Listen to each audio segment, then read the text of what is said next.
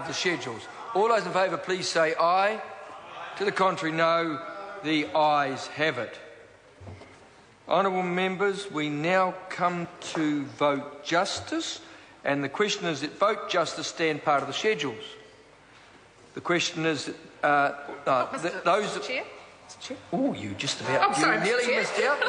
I call the Honourable Minister Judith Collins. Mr Chair, I just want to take a short call on this. It's just so much good news, and in fact I thought what we'd do is talk about a little bit about the courtesy and the very good questions that I received from the Justice Electoral Select Committee. I thought it was an outstanding committee, well chaired by Tim McIndoe, MP for Hamilton West, and as I say, the questions were all intelligent, focused on what they needed to be, and mostly that's about on delivering better public services. I will just happen to indulge the House by showing them the fantastic booklet that's been put out for everybody to be able to see. This is the government justice sector agencies working together with a plan. And we all have our areas, obviously the Ministry of Justice, the Police, Corrections, the Crown Law, Serious Fraud Office, all these various agencies of government in the justice sector who have committed to not just working together but actually really seriously working together with the leadership board,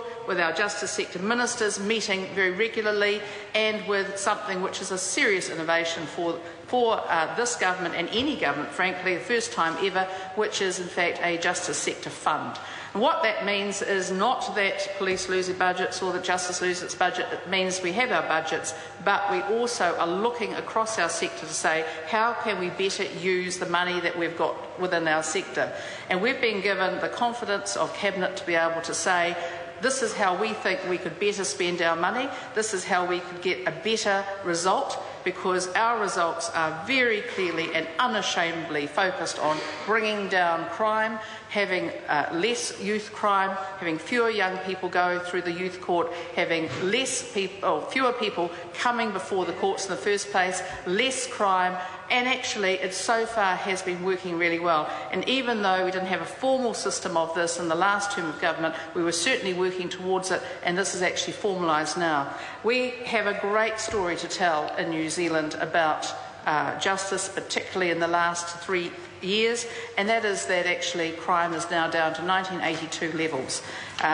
Minister Tolley, as Minister of Corrections, was able to announce just a wee while ago the closure of a couple of prisons, particularly old, dilapidated prisons like New Plymouth and also the one at Mount Crawford, which really do belong to not just another century but another 2 centuries ago. It is absolutely impossible to expect serious rehabilitation to be undertaken in prisons such as the Taranaki one, a New Plymouth one, which was actually built as a hospital during the land wars of Taranaki. And it's simply, I've visited most of these prisons, and I can tell the House it really is important to focus on rehabilitation, and we have to have the right environment for that to occur. We also need some economies of scale so that the right rehabilitation programs be undertaken, and that the culture of the organisation in the prison can be very much focused towards that. So we've got a great story happening in corrections, happening in police around the particularly the Policing Excellence Program, which I announced about 2 years ago and which is now really tracking along well. Neighbourhood policing teams being put in place.